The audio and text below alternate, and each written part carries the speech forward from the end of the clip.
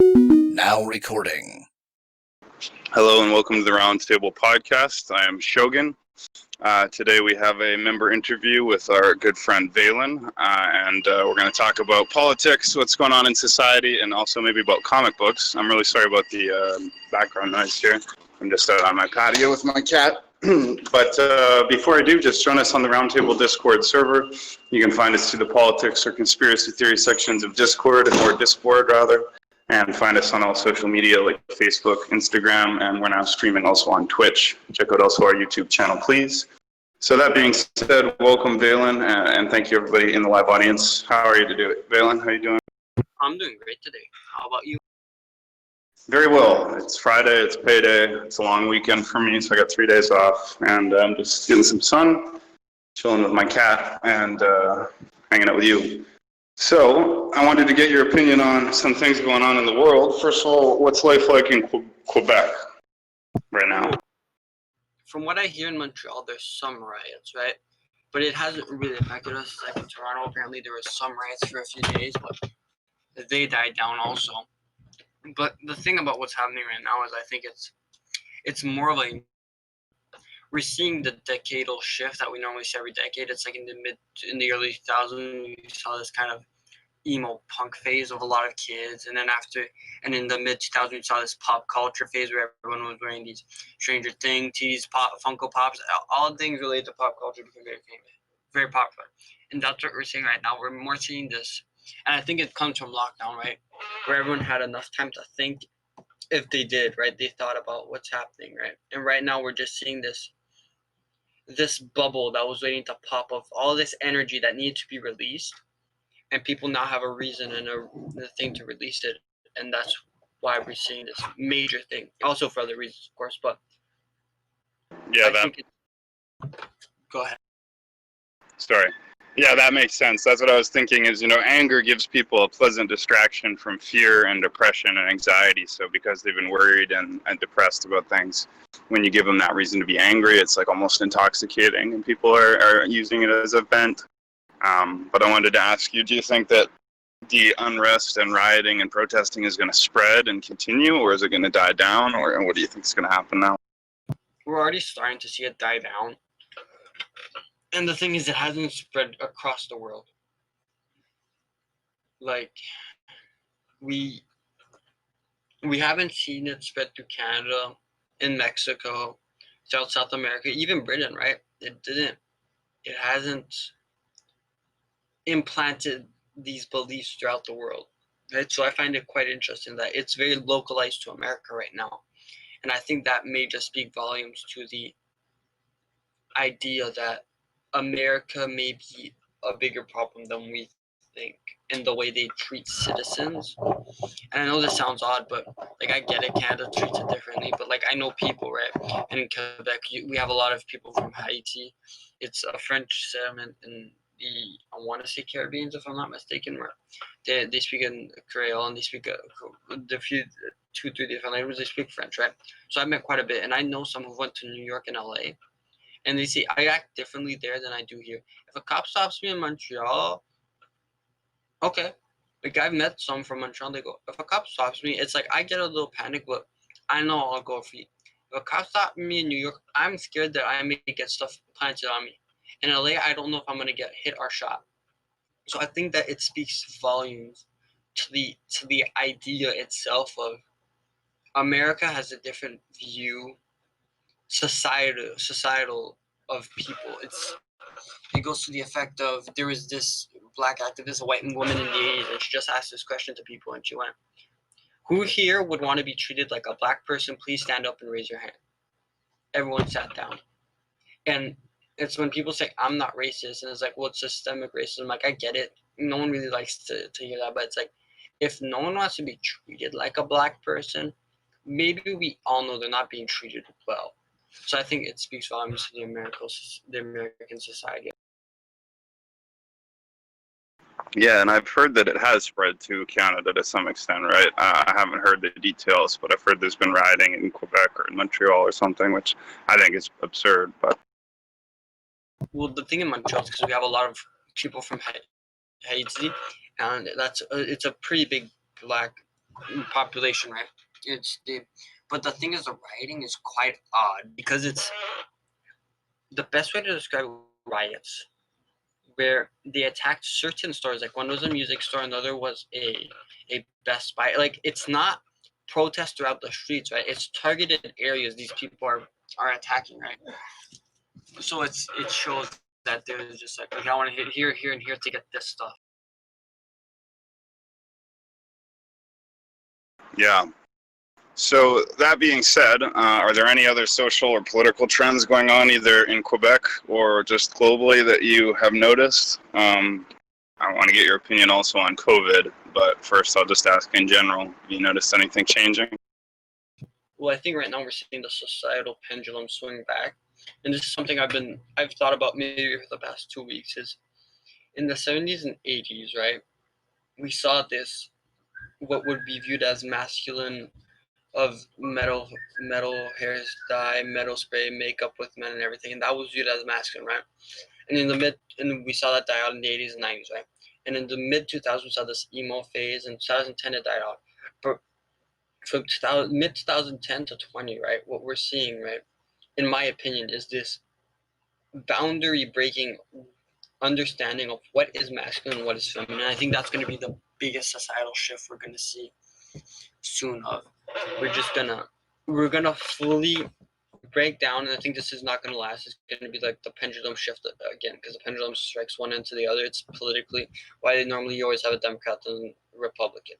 Is we're going to see this extreme push, right, to gender breaking norms across everywhere, right? And we're going to see it swing back, and we're seeing this everywhere where societal norms are being destroyed. It's like in Quebec right now, the entire idea of language and the way we speak is being changed. It's like we're adding a lot more English dialect to our French. It's being changed, and the older generation doesn't like it, but it's not that it's dying. And I saw quite an interesting video from Télé Québec, right, where it was just they brought stuff that was said from the mid 60s and 70s, right? Like stuff these people wouldn't know when they're in their 40s and 50s because they were 5 or younger or weren't born. And they showed it to old people, and these old people knew what they were saying, but they're like, yes, language changed, and then we have to learn to accept it. It's very odd. I think it's this 30 to 50-year-old generational gap, this little block that is very rigid in their worldview and does not want to accept change, and I do not know why. I find it quite interesting. Right. And I want to get your opinion on COVID. Do you believe now that the mainstream story was true? Do you think it was exaggerated or downplayed? What's your take on the current situation as well with COVID? I think the powers that be, so to speak, did not get what they wanted. In the simplest sense of there was supposed to be more deaths because the entire thing was, or it's that, or they knew it wasn't going to kill as much, and they just wanted to lock people down to test. It's like, when you go to test the waters, like when you take a bath, like you just put a few toes in, like, oh, it's kind of warm, I'm going to put a bit more cold water. That's what they did. They saw, what if we yoink their rights away? What is going to happen? And they did, and it's that people didn't freak out, and that may be one possibility, or they didn't get what they wanted. So they then swapped it to, let's test the waters to see how people are going to react. Yeah, makes sense. So I want to get into at least two other aspects of things with you, and we're going to open it up for audience participation very soon. I do want to pick your brain about the comic book thing, because I know you know a lot about comic books. You think about them deeply. I don't know much about them. We did a whole episode on it once. It was pretty interesting. So I'm going to ask you a variation of the questions then. What is your favorite comic book character and why? It's a toss-up between Shazam, because I like the idea of a character of Shazam. If you don't know, Superman is weak to magic, and he can't. It's like kryptonite. When you strike him with magic, he really feels. It's like if you punch him when he was under the red effects of a red sun or kryptonite, right? So Shazam is as powerful as Superman, but he's a 10-year-old kid. That I find super interesting. Like he has the wisdom of Solomon, the strength of Hercules, the power of Zeus. Like that, all his letters are gods and are mythological beings, are biblical beings that he has powers from, right? So he has the wisdom of Solomon, but he's still a 10-year-old kid. So you can be and that's something that Wonder Woman, right? Because she knows about the old gods, which is the Greek gods in the DC universe, and then there's the new gods, Apocalypse, and all that, right? So she talks and she goes, like he once had an interaction with Athena, and she goes, "You're as wise as the wisest men among your people, but you act like a child." And it's quite an interesting idea where it's like, no matter how wise you are, childish impulses will still affect you. Another one of my favorite characters has to be, I like the Joker mainly because of the idea of what it is. Is like what people don't fully realize about the Joker is he's probably as smart as Batman, and Batman is considered one of the top 3 smartest people in the DC universe. And the reason why is in one comic it was a throwaway line that I remember, and a lot of comic readers remember. It goes, "How's it going, Brute, Mister?" What? And he goes, "I'm sorry, Batsy." And Batman then has a surprised expression on his face. He goes, I'm just having a hunch, but I don't want to ruin the fun," which shows that Joker knows who Batman is. He just doesn't want to ruin the fun, in his opinion. And another one in Dark Knight's Metal, more recently, a few years ago, Joker walks into, because Batman was facing the Batman Who Laughs, which is the Batman if he had the mentality of the Joker. Like he's as smart as Batman, knows everything Batman knows, but it's the Joker, right? Which is probably the worst opponent anything could ever face, right? Because Batman plans for everything, and it sounds the Joker's morality, which is non-existent. So Joker just walks into the bathroom, points a gun to Alfred. Batman hops in front of it, and then because Joker knows he's gonna save Alfred, right? He shoots. The gun is actually programmed to shoot backwards, so it shoots himself. And in the Joker's heart, the Joker talks him, which then makes our Batman the Batman Who Laughs, which is quite. It shows how brilliant the man is. It's like, in The Killing Joke, all he says is it takes one bad day to go insane. And that's what he tries to do with Gordon. And at the end, Batman and Joker are laughing about a joke, right? It's, if I remember correctly, it's 2 men try to go over the gap. The man says, how are we going to get over? He goes, "There's an invisible bridge." The first man, he flashes his light. He goes, "If I flash my light, you can walk over it." He flashes the light. He then removes the light. The man falls too. And the other man, he flashes the light, but he falls too, right? And then the joke is like not that funny, but Batman and Joker laugh. And at the end, right, it's Batman. You just have Batman laughing as Joker gets lifted off the ground, which I think is quite a powerful thing, because it's like, if you know the story, it's they kidnapped that girl. Joker did stuff to her, we'll just say, and then shot her to sever her spine, right? Which is like, okay, the bad day didn't affect Gordon, but it did affect Batman, and it's quite an interesting thing. It's like, does it really take one bad day for even the strongest of us to go insane? So it's a toss-up between Shazam and the Joker for those reasons, mainly why they're my favorite characters. Cool. So another comic book question: who do you think is the most dangerous villain in the whole comic book universe? Like, who is the most threatening to the survival of the planet Earth or the species, do you think, out of all the villains? From power, I'd have to say Apocalypse, because the thing is, he lives in like the 28th dimension. So in one comic, if I remember correctly, I think this was post-crisis, because DC has done some resets, and post-crisis, pre-crisis, was Superman was his second strongest he's ever been. Like right now in the Bronze Age, that was the Silver Age, and the Golden Age was in Crisis. Yeah, Crisis on Infinite Earths was so it was post-crisis, where Superman was in his strongest. And the Big Bang happened because Darkseid in his true form fell on the universe. He fell on reality. In the idea of DC, he caused the Big Bang by falling upon the universe itself and crushing reality. So just by sheer power, it'd be Darkseid. He'd be the most dangerous to humans, and the reason why is because he doesn't conquer he conquers because he enjoys conquering. He's evil, and he's not evil incarnate. He's chaos and order incarnate, which is quite interesting. He's the expression "order out of chaos." That is what Darkseid is. He's order out of chaos incarnate. It's quite interesting, and that's why he's so. Because if he decided to, the Justice League couldn't stop him. Marvel couldn't stop him. Nothing could have stopped him. He'd just walk in, just boom, crush the planet. Because that's the thing. When he uses boom tubes, they readjust him to the size of anything he's nearby the planet, right? But on his own planet, he is bigger than the solar system we live in. It's quite insane to comprehend. Like his hand could crush the solar system. All right. Interesting. So moving on to the last topic I wanted to make sure to get to. Tell us your best ghost story from your experience with ghost investigations.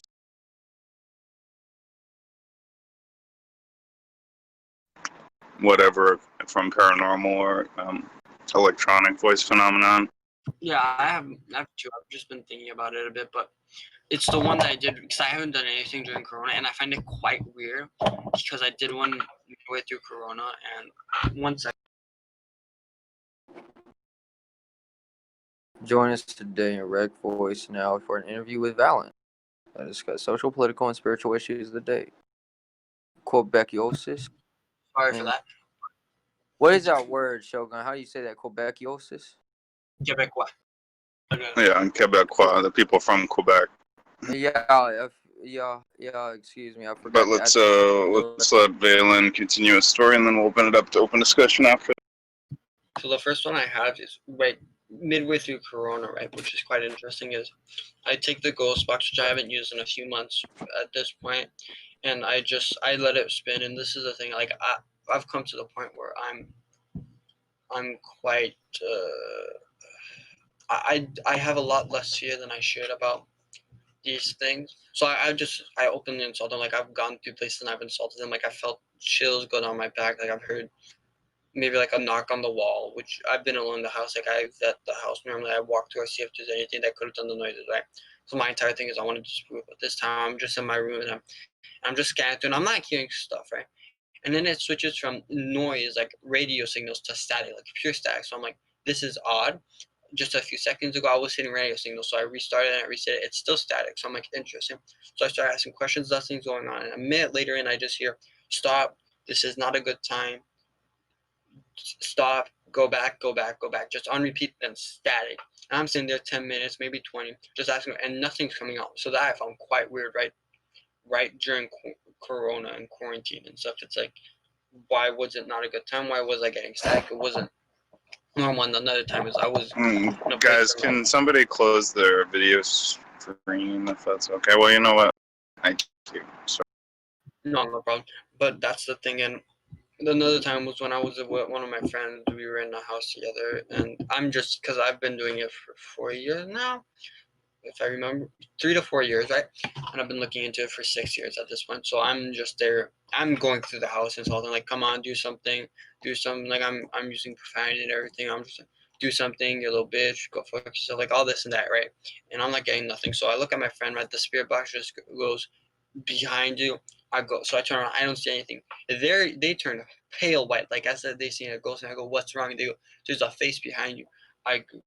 So obviously I go forward a bit. I turn around, and the best way to describe was if it's like I saw the face of someone, but in the silhouette, it was like in the shadows I could see the silhouette of them, but their face was kind of lit up, which the place was dark, right?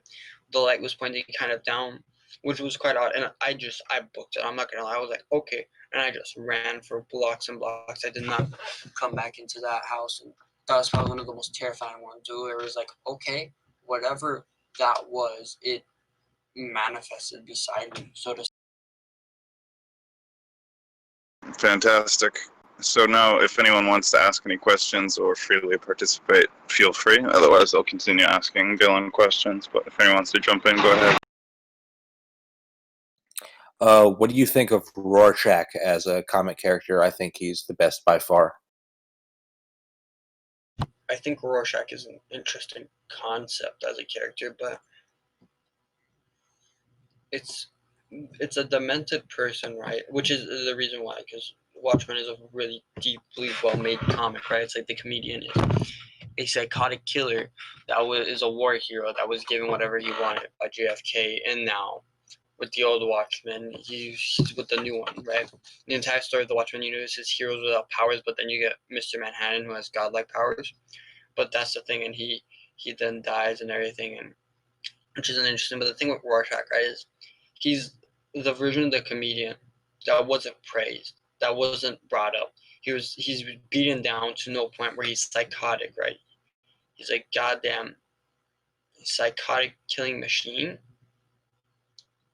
but has his code, and his code is beyond understanding. It's like he sneaks into Manhattan's little area. He starts asking him questions, and then Manhattan just teleports him when he does it three, 4 times again, and Manhattan just says, "I know you won't leave." So he just brings him like to Mars, and he asks him questions, and then he brings him back. And then Rorschach, knowing that he will not stop until he deals with Manhattan, he's just like, kill me already. And I think that also speaks to the psychotic nature of him, where it's like this man is so beaten down that he'd rather die than continue his hunt and his Well, quest to deal with Manhattan. I mean, okay, so like there's a contrast because Ozymandias, who creates um, the fake alien invasion, he's a utilitarian, right? He wants to create world peace at any cost, and Rorschach, he comes from first principles, right? There are things he won't do. He'd rather see the world burn than violate his principles. So what he really is, he's a disaffected romantic. I don't think he's a psycho. I think he's like a beaten down romantic. I think that's why the character is beautiful. Well, that's it. But he is a psychotic person. Like, the therapist, if I remember correctly in the comics, says something along the lines of, "You're the worst case we've ever seen. There is no one crazier than you," something along those lines, right? And when he comes to Manhattan, he's just like, "Kill me," right? Because his moral compass and values will not allow him to living in this world. But I think it comes to the point that, yeah, the character may be beautiful to an extent, but the man would still kill you in a heart. Like, he butchered someone and burnt down the building, but he didn't kill them. He let them burn with their butchering body after someone went after a young kid who was an adult. I'll just put it that way. We can all understand what I mean. Like, the character is Yeah. psychotic. Like, I get it. Like, I joke, like, if we should, to child builders, we should put boiling tar down their throat. But do I actually think we should do it? No. Rorschach probably would, and he'd enjoy it. And that's the thing with Rorschach. He enjoys it. He enjoys seeing people he deems evil suffer.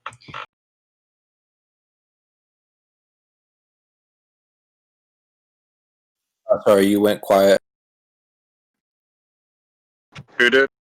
I can't hear Valen anymore. Are you there, Valen? Hello? I Yeah, can you're hear him. Maybe. So, if no one else has a question, so what do you think then happens when people die, Valen? If you follow ghosts and you believe in ghosts, what do you think is the fate of people when they die? I think so. I want to run into it right now. Imagine like a color grade spectrum from white to gray to black, right? Like in between. Like, let's say black is hell, white is heaven, right?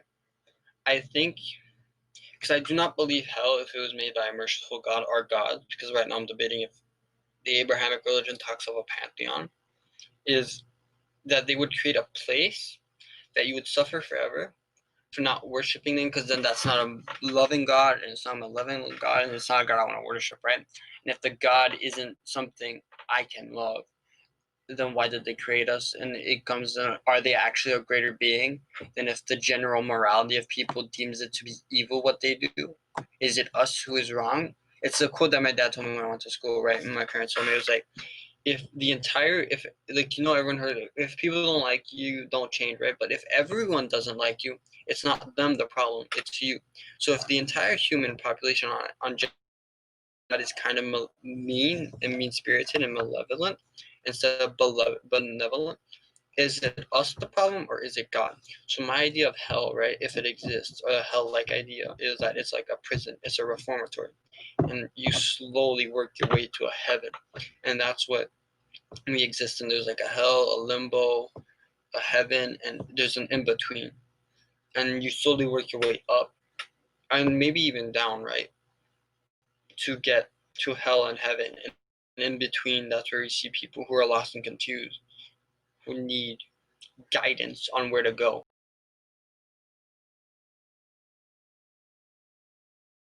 Yeah, that makes sense to me. I've seen black You're a robot. fires, I've said many times.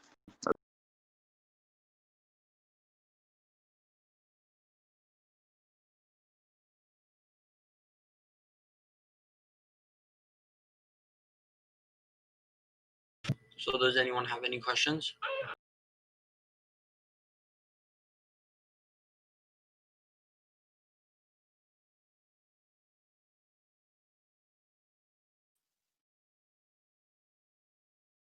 I mean, I definitely agree with most of your assessments about God that he would have to uh, uh, that we basically when we take instructions from God, when we're evaluating moral systems that are put forth by religious people, we're basing it against our own moral intuitions. So if when God says to murder your own son, we think that's not right. Thank goodness he withdrew that command. So um, yeah, I guess I disagree with your take on it. Yeah, I can understand why. Like God withdrew, but my fundamental problem with God is pretty much if God is all knowing, right? Then we do not have free will. And the simple reason why is for an all knowing being, there cannot be variables at play, for they must already know what we will do. It's like right now I have a cup of water in my hand. God will know if I'm about to drink it or if I'm not. I do not fully have free will because God preordainedly knew what I'm going to do. Thus, we do not have free will. And I think that delves into the question of like, we'll just take Satan for example. If God knew he was going to rebel, why would God create a creature just to rebel against him and then punish him and make him be viewed as evil? In my opinion, that is evil. And then, if it is not evil to God, then we must ask the question: is our understanding of evil the same as God? And if not, then what is evil? And can we fully judge evil? Because if God doesn't ordain it to be evil, then what is evil? Well said. God, yeah, what you said before, God knows all, right? He's the overpowering hierarchy of this world. That being said, is that he knows what would happen if, by your choice, by human being, by the first sin of the tree of knowledge, we have been given the idea of choice to be able to sin or not, right? So he knows what happens if you choose to do something like drink the water, or what happens if you choose to not drink the water. That's the things that he knows all paths that you're going to take whenever you're given, in a sense, temptation or choice. He knows all those paths. So it's still your choice to make your own testimony. But it's within a sense that he already knows if you decide to drink that water, or if you decide not to, what both of those underlying things will lead to afterwards. Correct? You were given the freedom of choice to be able to do that.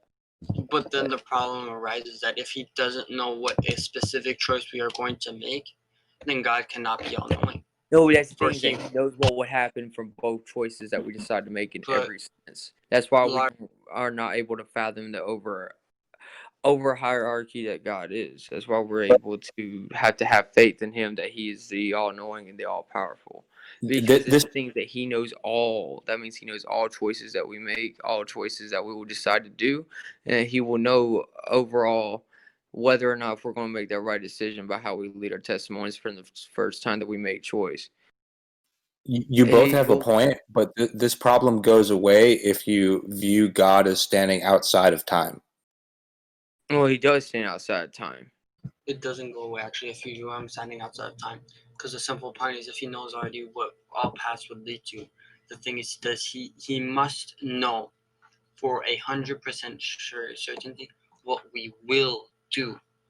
Because if he does not know that specific thing, he cannot therefore be all knowing. He is almost all knowing, but he cannot be fully all knowing. If he doesn't fully know, then like right now, if I'm gonna drink the cup in front of me, I will become less thirsty, or I will become more thirsty if I don't, right? The thing is, if God knows both paths, what's gonna happen, right? If I take it, the next problem is when I take it, does God know? God must then know exactly when I am gonna take it and what decision I'm going to make. Then doing so, he is all knowing. If he does not, he is nearly all knowing. He's like 99.9999999% all knowing. But that 0.00001% of not knowing everything does not cause him to be all knowing. He is nearly all knowing. you're still thinking about time linearly. If you imagine, all of our choices more as a painting, right? And God is viewing the painting. There isn't any conflict between, him knowing what's going to happen and you not having done it yet. I understand that, but the thing is, if I choose, right, and this is what people need to fully grasp and understand. If I do not choose, right, God may know both paths I'm going to take, right? But if I am going on the right path instead of the left path, right, does he not know that I'm going on the right path, or does he just know the outcomes of both paths? Because if he knows the outcome of both paths, he is not fully all knowing. He's almost, right, to an uncomprehendable level, almost all knowing. But he does not know which path I'm going to take. He knows the outcome. He knows exactly what's going to happen after if I take either the left or right path. But he still does not know right now if I'm going to go left or right. All he knows is the outcome, and he knows the outcome of every other decision I could make. So at this singular point in time, while he is out of time, because remember, he already knows what I could have done in the past, every choice I could have made, and in the future. He already knows all this. But he doesn't know right now in the singular point I am in, beyond him, right? Because in time, if he is beyond it, I am beyond him in his vision of time, right? In the singular moment in time, he does not know if I'm going to go left and or right, but he knows all further outcomes if I go left or right. Thus meaning he's not fully knowledgeable in everything. Just 0.00001% away. But why do you say that God doesn't know what you're going to do or whatever? Why do you think that? Well, that's the wrong question that you're asking, because it's like after Jesus died on the cross was a sacrifice. Hold on, Lars. I asked him a question. I want him to answer it. I'm saying you're saying that God doesn't know what you're going to do before you do it. But what is the basis for that belief for you? Well, if he knows what I'm going to do before I do it, then I do not have free will. Okay, but is that true? I don't see why that is true. So to tell you that God can see, being omniscient, he can see the future, right? Like Leto Atreides or God Emperor of fucking 40K, right? He can see the future because he's got that power. That doesn't mean you're not free will, though, right? You're going to make a series of free will choices that God can predict. Just because he can predict them doesn't mean they're not still free will choices. Now, I don't believe in free will for other reasons. It's logically an incoherent thing. But I don't see any incoherence in the idea that God could know what every free will acting creature was going to do in advance, and yet their actions would still be free. Well, I don't see why predicting would make it unfree. Well, the difference between the Warhammer 40K God Emperor and God himself, right, in the biblical sense, is God created everything. Everything stems from him. So it's like if I created an AI. I know every path the AI may take, but I do not know which choices it will make. Does that make me all-knowing with what the AI will do?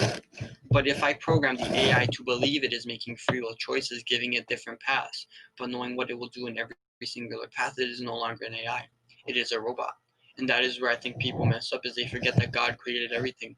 Everything stems from him. So his will is within us, and he decides what we do. So then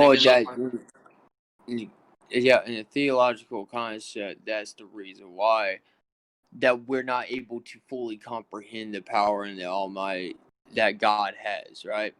Because the sense of the matter is that he gives us a sense of free will, which you could put that into quotations, which is he knows whenever you decide to make a choice, what path is going to lead down to another choice that will lead to another choices on top of that with how you handle the situations. That's why our lives are testimony to follow the best that we can under Jesus Christ, because they're tests. They're things of the same sense as he did for was it Isaac or Abraham? Either one of their sons. I think it was either he's about to sacrifice Isaac or he's about to do that, right? We deal with that sense of where he gives the choice to do that, right? And before he sacrificed his child, he said, "No, wait a second, like basically, I was testing you, right?" It's the same sense of with Job, where he tests him in the Old Testament, where he decides to take all this folly, all this turmoil, and all this happening under Job to bet against Satan that his creation will hold on to his faith to him, because he knew that Job was an all righteous man, right? That's why he was reserved a special seat in heaven. Now we move past that and we talk about the things of where he has this sense of anger and frustration of why we would make the choice of deciding to make a gold, bronze cow statue, things like that. He's angry and frustrated because he's wondering, why would you decide to make this choice whenever I've shown you time and time again that I'm the Almighty. Whenever he walks his life and testimony of Jesus Christ, and that part of him that he puts into this moral embodiment that we have, that's whenever he has that overall understanding of us as his creation, because he understands the idea of that mortality that we have. And that's not saying that he wasn't all knowing. He knew why we had done that is because of the first sin. But the thing is that he's frustrated after every time, which he shows time and time again. He's the Almighty through great and miraculous power, that he is the one, and things and people aren't adding up to where he's at, and that's the folly of sin. And then we get wrap your point up there, Lars, and maybe allow people to reply to what you've said so far. Yeah. After Jesus Christ dies, he has his over hierarchy of forgiveness, acceptance of our repentance, and time again, love for us. And he will always. Lars, can you wrap your point up and let people reply to what you've said up till now, please?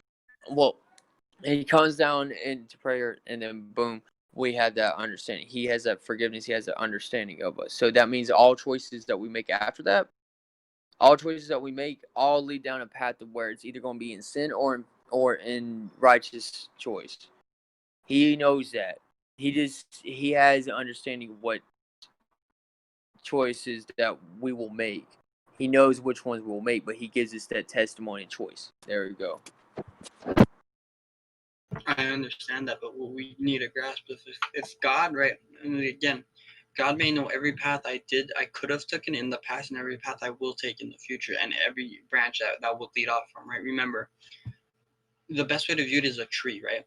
We are a tree, and everything we can do branches off into another thing, and it branches off infinitely, right? To every little thing, every choice we could have made, right? Let's say, right, I'm right now standing in an intercross between the left and the right path, right? I can take either path. God, right, he knows every path, everything that will lead from the end of the right path, everything that can branch out from it, and everything that can branch out from the left path, right? But if God does not know in this very second, right, that which singular path I will take, right, he may know that I can either take the left or the right and everything that leads from it, right, but not which one I will take, then he's not fully all-knowing. He is almost all-knowing to a point where it is barely comprehensible, where it's like 0.000000001% that he's missing to be fully all-knowing.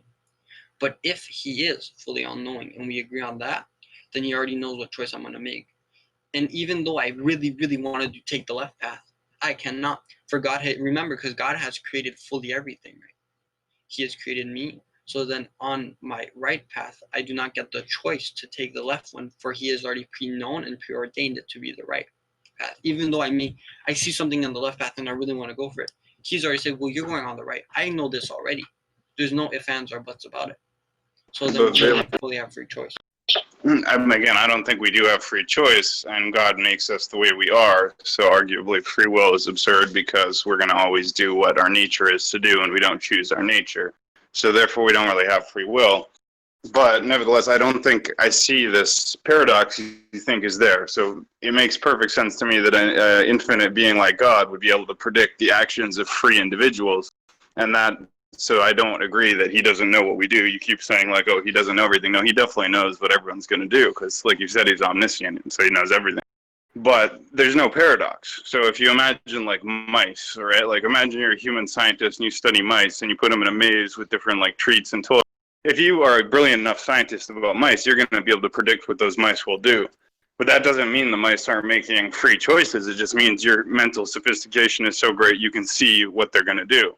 but they're still making free choices, right? There's no paradox between, like, to say that God knows the future is not necessarily the same as to say he ordains it to be the way it is. He could literally be filling his game with free actors and then being able to predict what they do, but it's still their own choice. He just sees it in advance, if that makes sense. I mean, I really think you're not understanding what it means to stand outside of time, right? Like if you imagine a horizontal line that represents the timeline, you know, when you're at any given point in the timeline, you can say, okay, I haven't made the decision yet. But if you're standing and looking at the entire timeline from outside, right, there is no conflict between seeing the whole timeline and the individual person having a choice. Like, I know you're gonna have it. Like it seems like that's not gonna get through. I don't mean to be insulting, but like we've been over it a couple times. No, I get it, but that's the thing. He is beyond time, and I fully comprehend that. But the thing is that he is nearly omnipotent, and this is not insult. I don't mean to insult anyone, but I think it's the one thing people get tripped on.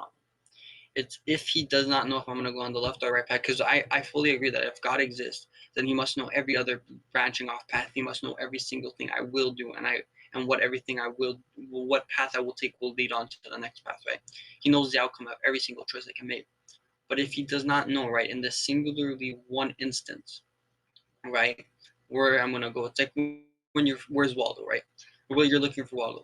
You see everything around Waldo, but you're looking for Waldo. And in this instance, I'm Waldo. You know everything around Waldo. You know every single thing, but you're looking for Waldo. And that's the thing. Though in this metaphor, Waldo is the right or left path. Like you know on the next page that you're gonna know everything on it, and you're gonna try and find Waldo, right? But in this one instance, you don't know if Waldo's on the left side of the page or the right side of the page. You know everything beyond that part, but you don't know where Waldo is, and that's the thing. So then if God doesn't know where Waldo is, right, in this one metaphorical instance, then he is nearly omnipotent to the point where it's just a fraction of a percentage off. It's to the point where it's an infinite zeros, 1% off of where he's omnipotent. But if he doesn't know in that one exact instant what choice I'm going to make, but he knows You're repeating yourself many times. You're saying the same thing. Please. Sorry, gentlemen, I've got to come in here. That's false doctrine. God knows everything at all times. He doesn't know not where Waldo is. That's nonsensical. Well, and I kept saying, what is the reason for that? And you're ignoring the question and just repeating what you said over and over. But again, there's no reason to suspect God is not omniscient and doesn't know what you're going to do. There's no reason to believe that. If you read the Bible, there's actually cases that sort of imply that.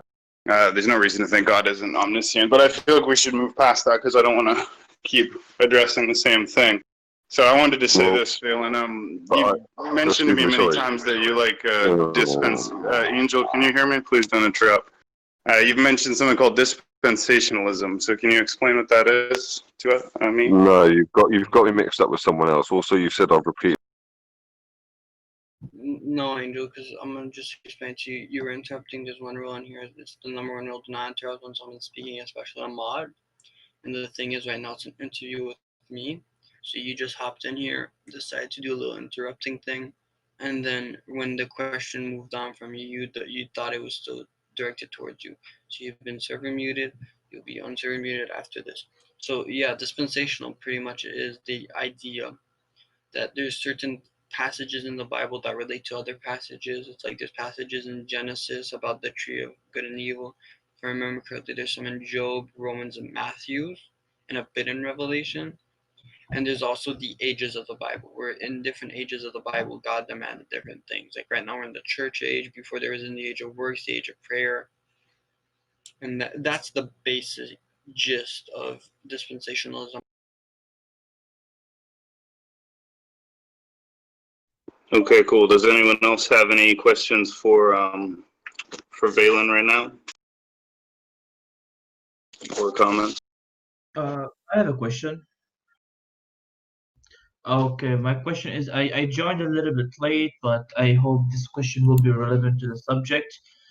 So what makes us special other than any other creatures of or life form? If we hypothetically imagines or conceptualize an AI system that functions the way we function, and since we have no free will, the things are much easier now. Is there anything more intrinsic in us as human beings? From what I think I understand from the question, you're asking me how are humans different from other things, Yeah, and I what think will this is the. I think since we it's have the. no Go ahead, Sid. yeah, I said like since we have no free will and we are mostly deterministic creatures, so we abide by the law of physics. Everything is determined. Everything has a cause, and God is an all-knowing, omniscient, all-powerful being.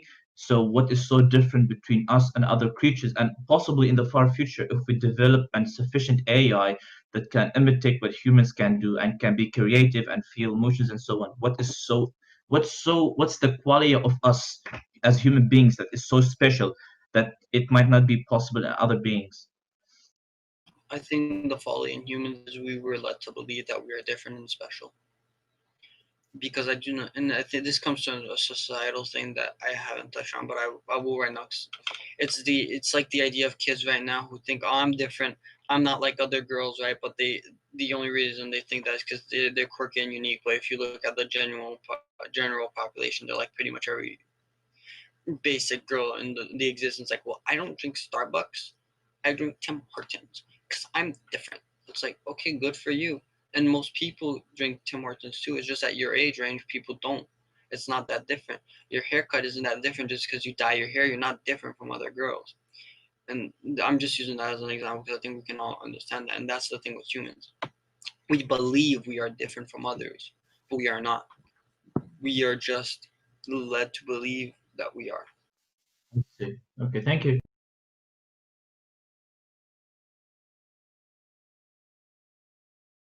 I feel like we didn't get a chance to get into the dispensationalism. Like you kind of gave a definition. I would ask, like, what are the like the theological consequences of that? Like, what makes what does a dispensationalist believe, and like how do they think about the world that a non-dispensationalist doesn't? Yeah, and I give the explanation, like the dictionary explanation for dispensationalist is so people can get a general term. But the difference with a dispensationalist, which I'm not fully anymore, but I think it's the best biblical understanding, is why it's the example of why God made the tree of good and evil, right? Because in their belief, God is all knowing, and that's probably where my idea of we don't fully have free will comes from, because they don't think people fully have free will, right? So why would God create the tree of good and evil if He already knew they were going to take it, right? The reason why is because they knew, right? Because this was probably God's plan at the very beginning, from what the person follows us. So you go, so they created the tree. All Adam and Eve knew was a perfect world from a perfect deity in a perfect garden where they needed for nothing. Satan then comes down, right, to test them. They fail the test mainly because they once you have everything, the idea is how can you truly say you love God? So God removes everything from them, gives them the hardest of sufferings, the hardest of hardships, right? Like Eve has to go through the pain of childbirth. They don't have any food. They don't have any water. The animals don't like them anymore. Like everything. Remember, in the Garden of Eden, everything loved them. All the animals loved them. Plants. They had all the food, all the water they could have ever needed. So then God removes them. And the logic with dispensationalists is He did that. So in the lowest of lows and your highest of highs, when God tests you, if you still say in your lowest of lows you still love God, you love God.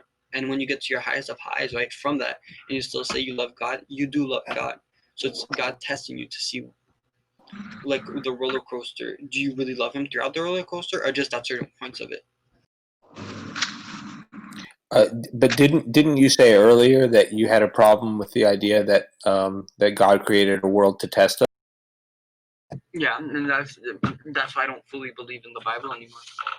It's my view of the Bible is quite contradictory, and I do agree that my full view on Catholicism and dispensationalism and the Bible itself is very contradictory. There's no better way to say it, and that's why I do not ever claim to be a Christian or dispensationalist anymore or anything. But that's their view, right? And it's the view I agreed the most with. It's like, why did God create Satan? Because in the Bible it says Satan. Because this is in different verses too, and that's why dispensationalism I like it, because it will get verses from Matthew and James and Romans and different stuff, right? To be like, okay, this talks about Satan here and here and here about when God created Satan, right? which is quite interesting. So it goes, God created Satan, a nearly perfect being to himself, a being so close to him that it was given free will before anything else, right? Because he was the archangel of archangels. He was the light bringer. He lit the sun, right? He had pretty much power over all angels. So he was God's second in command. He was given free will before every other angel. And with that free will, he rebelled. But in the dispensationalist belief, Satan is still evil, yes, because he's mad against God. But the reason why God punished him is because he needed someone near almost as good as God to actually judge the punishment for the souls in hell.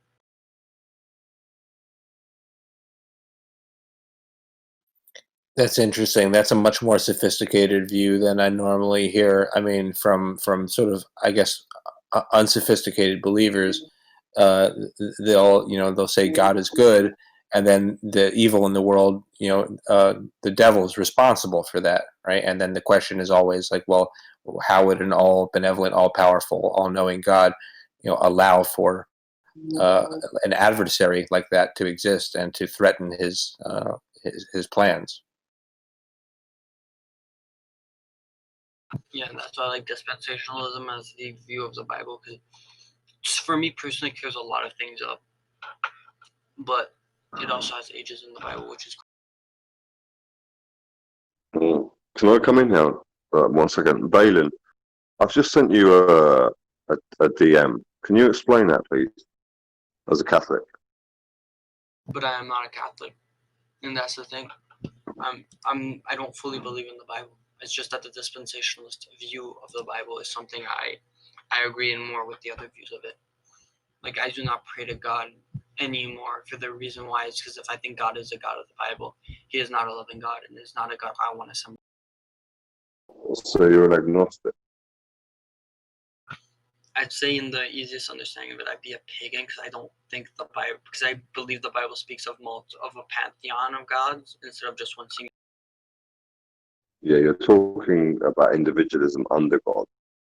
The way I see it as a Christian is that God cast the devil down from heaven and gave us free will, and we have the choice to go for good, which is God with an extra O in it, or evil, which is basically the devil with a D in front of evil. Does that make sense? We have free will to choose what is good and what is evil in this world under Christ's work. Yeah, that makes sense. But then again, I think the view of why God created the devil is to send him down to hell to be the thing closest to God, because that's what the Bible speaks about. Like how he was the one under God. He was the greatest of the angels, and if we understand the angels are greater than us, so if he's great, we have to understand the devil himself, in the terms of our understanding of logic, is greater than us, for he is an angel, a fallen angel, yes. But even then, beyond that, he was the greatest of the angels. He was above Archangel Michael. He was the archangel of archangels, right? Which is quite an interesting idea. So then we must then That's go. right. Then why would God cast that one down? If he was the one, if he was the smartest of the angels, the prettiest, the greatest, right, the strongest, he was the perfect angel, and he disagreed with God. What is our place to then believe in God? So then the dispensationalists come in and go, well, the reason why he was cast down, and he's angry after God because of that, yes, he's angry and he's holding a childish anger, but he was created to be the tester of souls in the afterlife. No, because he got to a place where he thought he was better and more wise than God, and he was causing havoc within other angels and within heaven, so he was cast down. And because God is all-knowing, omnipotent, the Alpha and the Omega, he realized by casting him down, he would also place him in a position to give humans free will, where he can tempt humans into evil, which is the devil, evil just with the word D in front of it, or good, which is the word God with a zero or a naught in the middle, an O. That was his plan. I got a question I never thought of before. I've never heard anyone ask. I wonder if you have a thought on this. Did Jesus have free will independent of God's will? Could he have chosen to act differently?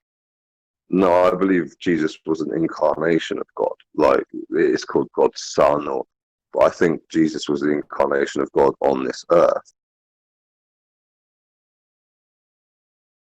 Valen, do you have any thoughts on that? I don't know. I haven't fully thought about it, but with my view of free will, I don't think Jesus had free will. Because if we're using a biblical God, we do not have free will. But I don't believe in a biblical God, so I do believe we do. But in the context of a biblical God, right, if we're following the Bible, I don't think Jesus had free will as much as we do not have free will ourselves. I have to disagree with that. I think Jesus had absolute free will under the incarnation of the Creator, because he did not cut under those satanic forces with, hook nose and long sideburns. Instead, he forgave them. He forgave them for all their sins, and that's what spread Christianity around the world. He had the ultimate of free will. Jesus said, "Father, take this cup from me." So I didn't hear you there. Just in the spirit of generosity, you could have made your point without the reference to hook nose and long sideburns in the future. Try to be a little more. I don't think we need to be sensitive over those who wish to destroy us. No, he's telling you we do, and he's moderating your behavior because we're under very strict behavior codes here on the server, so that was unnecessary, and in the future you'll make your points in a less offensive way. What's the concern? Are we not allowed to talk about those who wish to... You just said abstain from racial stereotyping and anything that could be interpreted as racism. It would have been more respectful to merely say Jews. Okay, Jews. And also racism was invented by a Jew called Trotsky. But yeah, okay, that's fair enough. But yeah, and I also believe they are the chosen people. They are chosen to bring about the Antichrist, so Christ can return. Well, that is a topic we discuss here fairly often in terms of end times prophecy, revelations, Moshiach, Messiah. And to take on that, you can give it to us. I mean, it's more or less open discussion. Oh, yeah. I'd love to. I mean, because almost everything the Bible has predicted, mainly the King James 16:11, and also many of the Islamic texts, are actually coming true around us right now. It's almost undeniable. Would you agree with that? Yeah, we've been discussing the plagues of locusts, the wars and rumors of wars, the famines and pandemics and diseases, fires, and all the other things that have happened that fulfill Revelation's prophecy and other prophecies as well. Yeah, it's interesting to me because what we have is the young versus the old. That would be the Zoomers versus the Boomers, which is one of their tricks. We have the weak versus the strong. We have the rich versus the poor. I mean, I can add to that. We have the left versus the right. We have black versus whites. We have Christians versus Muslims. The whole of the West is in a complete mess. And those people that majoritively own the West, whether it be banking or the media or Hollywood or whatever, are majoritively Jewish. Is that fair to say? No, I don't think the West is in a mess. The wicked are rampaging right now. You don't think the West is in a mess? The wicked are rampaging. So say again, I can't hear you, brother.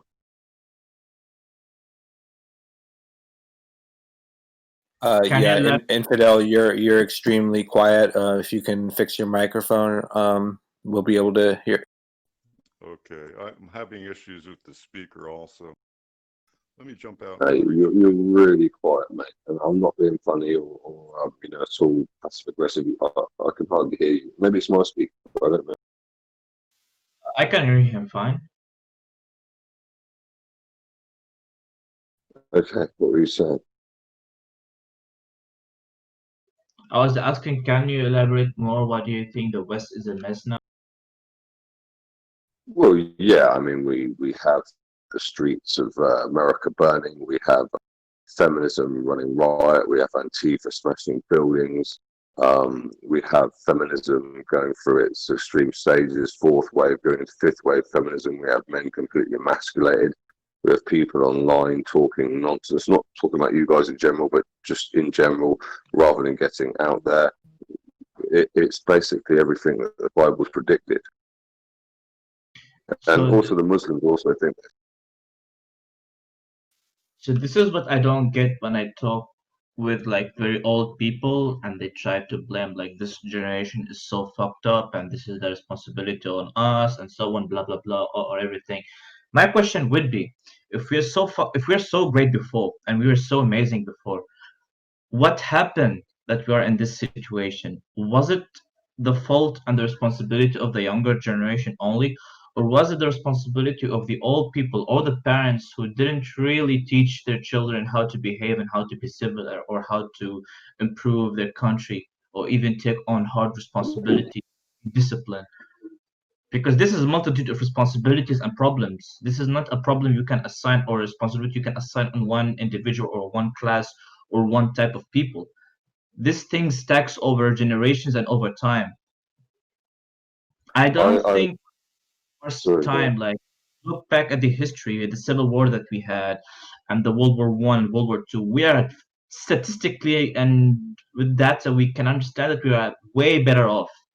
And with the exposure of media and the internet, our focus and our attention can basically grasp of bad views, bad news very super easily. If something bad happens in another nation, the other side of the planet, in a few hours you will get the news to your house.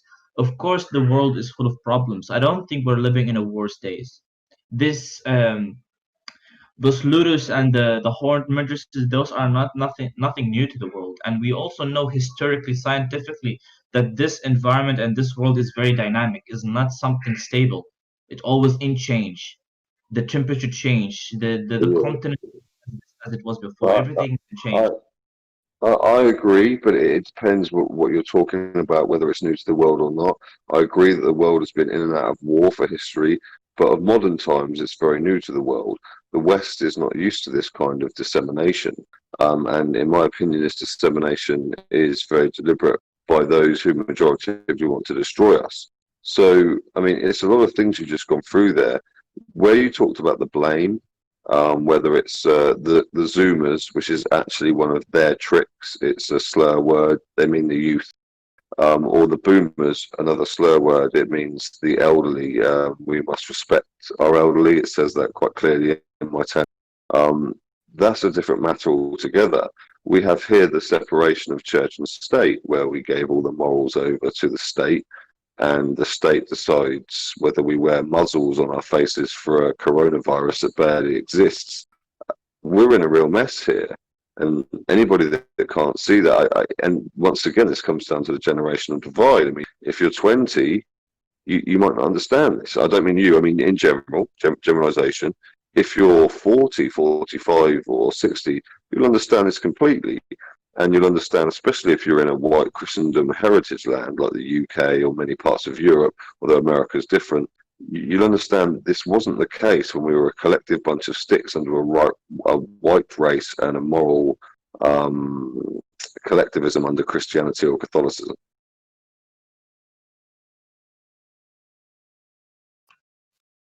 I mean, I respect your views on the world, but I still think you're a little bit exaggerating on the view of what is happening now.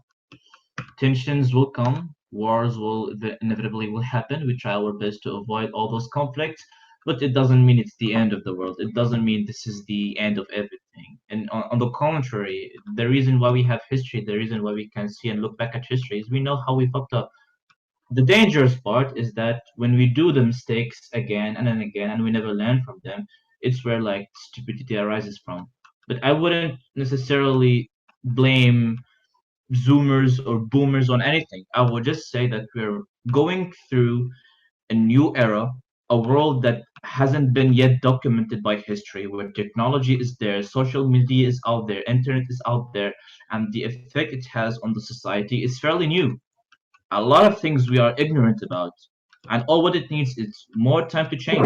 And the thing is, the base that the technology and our society are changing are not the same. That's why we need to cope with it. That's why we need to be more patient and be more, careful about calling people who are responsible and who are not. Yeah, I kind of believe that. I mean, although I would say what we're going through is the transformation from the old world order to the new world order. And recently, we've seen a lot of harshities that have never been documented in history before. So, for example, the Australian or the Californian or American wildfires. I mean, there's been wildfires in the past, but they've never been this bad. The division between the left and the right hasn't been this bad in modern history. Women and men have never been this demasculized or feminized, except for maybe the rise and fall of Rome. And we're going through it again. And it's very obvious for that. And it was also the West versus the East. We had a false flag against Iran last year, and now this year is an anti-sentiment against China. China is a communist state. That is from Marxism. That's a Jew. I mean, it goes on and on and on. Also, the disproportionate placement of Jews within power is undeniable. They're 40% of the rich list, and they are like 2% of the population. If we don't call it out, the West will fall. The West's problem isn't political; it's spiritual. It's due, in my opinion, to it's not in my opinion, it's a fact, destruction to Christianity within our heritage lands. And then because of that, it weakened us as a Western countries. And then they get to push immigration, feminism, cultural Marxism, MGTOW, materialism, consumerism. Now, it doesn't mean that that's just the Jews. The Jews are very good at propagating sin for Satan. That's their path on this planet. Doesn't mean all Jews are bad. But as Christians or white heritage people within our lands majoritively, although America is different, it's a melting pot, we took those sins. So both sides are responsible.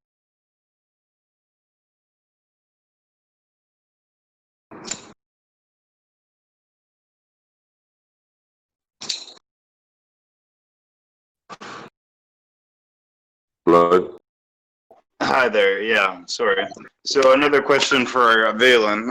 I'm assuming you believe in psychic powers, right? The ability of humans to have transphysical powers, like to predict the future, remote view, or have perhaps telekinesis. Is that correct? If we're gonna talk about human-based powers, I'm going to go on quite a bit of a maybe tangent or random. Yeah, take your time. I've been in quite a few servers. Actually, like one or two of them, I wanted to link up with the server, but they died sadly. But like I've heard everything from biokinesis to a spirit viewing, which is quite interesting. Like I do believe that if you practice something long enough, like I've met enough people in the ITC community that do not believe in many conspiracies or humanoid powers, but they say I've spent enough time that like I've talked like haunted places where like I don't know why, but I feel like I can see stuff like silhouettes. Like at my mom's place, someone died in the bathtub of a heart attack. That's why we got the place for cheaper rent.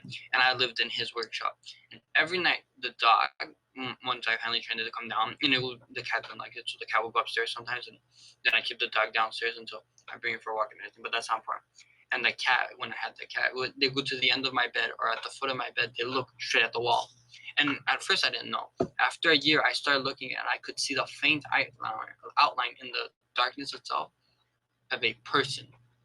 Now this can be a shadow man, which have been documented in the ITC community, but I think it was the man who died of a heart attack himself, which is quite interesting. So that could be spirit viewing or spirit sense, as some people call it. And then you have something like biokinesis, right, which is the idea that you can your physical body is like Play-Doh, and if you have the right mental capacity and fortitude, you can move it and change it, which I'm not sure about biokinesis, but I do think that there is stuff like remote viewing, telepathy, and stuff in between that humans exhibit. Valen, can I ask you a question without doxing yourself? What ethnicity and religion are you? I'm white, but religion-wise, I'm not sure. I don't think I agree with many of the current rules. Okay, fair enough. Do you believe in individualism or collectivism?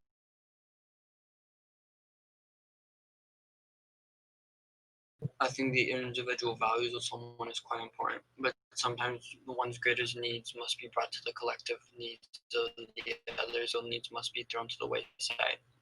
but Okay. the individual Okay. need is still. Okay, so you're talking about the I versus the we. When does the shift change between those two options? It's fully dependent on the situation as presented. When America's burning, does it change between the we or to the I? By the point of the world is burning and it's in a post-apocalyptic society, then yeah, it's to the I until there is a we. But right now it's the I until the we is needed to be defended, or the we until the I is needed to be uplifted. Yeah, that's fair enough. When that happens, do you understand that the we will crush the I for the collective herd security? Yeah, and then we've seen this throughout history. Yeah. So people's individual opinions, put simply, please excuse my French here, won't mean the colour of shite when it comes down to the fact that their country is burning and something needs to be done about it. Because a tyrannical government that isn't the left or the right, which is divide and rule, is hiding in a bunker whilst martial law ensues. People are not going to care about individual opinions. What they will care is about a moral order. And that comes down to good and evil. So I'm not talking about you in general here, although English do like to generalise, especially the white working class like myself. But it will come down to the fact do you like to rape women? You're dead. Do you like paedophilia? You're dead. Have you got the collective hive mind of your country in mind? No, you're dead. And that's what it will come down to. And I'm not. I'm sorry, but we don't advocate any kind of violence or political violence here. I So I don't know if you're being advocating for that. metaphorical while saying you were, but I'm just saying we keep things very much on a peaceful level. I just said I'm not advocating for that. So, but that's eventually what it will come down to. And that's what it's come down to in history before. The collective hive mind of any herd will always override the individual opinions of individualistic ideal. Does that make sense? Yeah, I don't disagree with that, but I think we've gone to extremes, and extreme views, right, to be propped up as an argument or as bad as straw man. To the same point of that isn't fully the case all the time. It depends on who you are and where you are, because the we mentality breaks down when there is enough I to diversify the we, and the we is not a unified group. This entire point has to be propagated on the fact that the we is a unified group, and not one singular I can destroy that. I agree. So why has the we become individualized? Because let me give you an example. Southeast Asia. Let's choose Vietnam. Vietnam is basically an ethno-state. Okay. Now, basically, they are very tolerant people. They're very loving people. They invite people into their homes. They are very happy for some versions of tourism. They're very anti-Chinese and anti-black. That's the truth of Vietnam. When you actually talk to the people, I've been on 2 pilgrimages, and both of them ended up in Vietnam. Vietnam is a socialist republic with capitalism in the middle, i.e., a socialist nationalist republic. And the second it comes under any attack, it switches on a dot. This is the truth. It goes to a national socialism, basically a version of national socialism. And every man, boy, child, from 15 to the age of 50, is conscripted into the army to defend the country. And they're almost undefeatable. This is why they won in the Vietnamese War and the French-Vietnamese War. And they did win. No matter what your history tells you, they won with lesser weapons and less tech because they would not cut. And they were collectivized under a bunch of sticks under their ethnicity and their moral beliefs. Yes. The West. Yes. Is that fair enough to say? Yeah, I agree that it's an admirable thing to have a mandatory draft or service period for every adult man and woman in the country. I think that's a really beneficial thing. But it just depends on your country not getting in wars of adventure and imperialistic wars and wars of aggression, because then you don't want to have to serve in a draft. But if you're like a Scandinavian country, European country, Canada, New Zealand, Australia, I would imagine a universal draft would be a benevolent thing. Well, I agree also. I mean, a little bit like Japan, depending on which period of time in history, Vietnam have kept themselves very isolationist. So one of the problems that we have in the West is that it's not really white people, it was actually manipulated by Jewish elitist systems, but we have gone all over the world conquering, and now it's sort of shifting back our way, mainly because of our sin. Because of our sin? Are you a Christian, a a theist? I'm not a Christian, certainly, and one of the problems we've had here is that the West has lived a privileged lifestyle, especially since the Balfour Declaration, from oil and electronics and Nike trainers and consumerism, materialism, whilst basically trying to carry on with their ethnicity, which does not work. This ideology is flawed. So it, put simply, it's kind of a case of, from the working class white man's point of view in England, is, I hate black people. It's like, okay, what's those pair of Nike trainers on your feet? Well, I like my Nike Air Max. Okay, where were they made? In a sweatshop in Africa. Right. So it doesn't make any sense, because we sinned and agreed on that particular sin. That's the 7 sins of Catholicism. And I agree with that doctrine. In fact, I stick to it quite wholeheartedly these days. I didn't used to. I was a complete sinner myself, but realised I can't keep blaming other people for me taking advantage of capitalism, democracy, which is divide and rule, and blaming other people for luxuries that I don't really deserve, whilst pointing my finger at others, whilst 3 fingers are pointing back at me. All right. Well, this has been a really good episode. Valen, is there anything else you wanted to cover during this interview podcast? I don't know. If anyone else has any questions, I'll answer them. If not, I think it's... Does anyone have another question or comment? Otherwise, maybe I'll ask one more and then we'll wrap up. Was this recorded? Brilliant. Where's it going out on? This is a recorded podcast. We do at least one every day. We have several coming up. You can check upcoming events in the announcements channel. You can see past events in the RT podcast channel. You can find all our podcasts on YouTube. And you can also see us streaming on Twitch live. And yeah, it's recorded. That's why it says at the top rec, and it has the red button. This is the recorded channel where all the special events take place. Oh, that's brilliant. I'm not the best at tech. I'm quite a humble Christian. So if you could inbox me like a link to the YouTube where this might be recorded, that'd be excellent for me.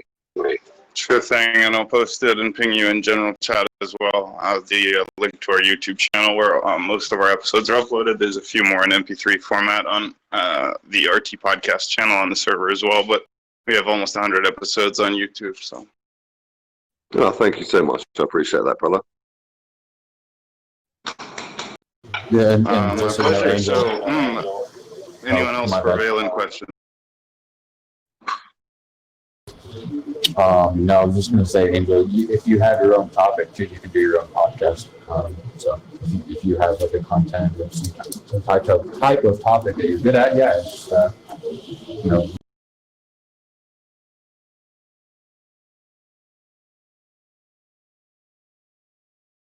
Yeah, that's correct. Anybody can do a podcast, so just DM me if you want to do one. We have Sir Snarl will be debating the decks on Friday. I'll be debating the decks this Sunday. We'll be having the Bigfoot event with Surprise this Saturday. There'll also be the transgender debate on Sunday, in Church of Camelot on Sunday as well. Yeah, I'm that meeting you sounds awesome. now, Angel at War with the podcast channel. And the That'd be great. rescheduled podcast. If I could just end on one thing as a religious person, and also decent moral Muslims and even normal non-satanic Jews, they agree with me on this. It's worth remembering that this Saturday is the 6th month, which is June. It is the 6th of June, and it is Saturday, the 6th day under their calendar. So I think that's something maybe to watch out for. But apart from that, it's been fantastic, gentlemen, and thank you for letting me talk with you. It's been brilliant. Okay, nice to meet you. Take care. Sorry.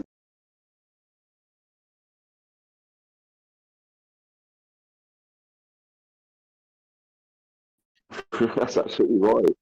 It's also written all over the COVID-19 nonsense. So, gentlemen, it's been lovely. I'm going to leave you to it, and I look forward to looking at this episode and possibly having great conversations with you in the future.